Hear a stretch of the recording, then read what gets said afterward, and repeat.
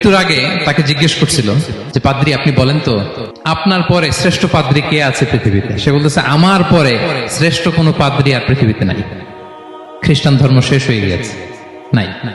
তবে জেনে রেখো শেষ জামানার নবী আসার সময় ঘনিয়ে এসছে।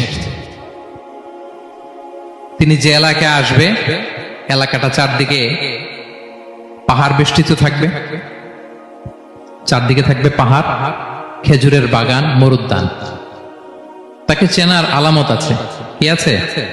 আলামত আছে। এক নম্বর আলামত হচ্ছে ওই শেষ নবীকে দানের খাবার দিলে তিনি খায় না, কিন্তু উপহার দিলে সে নেয়, খায়।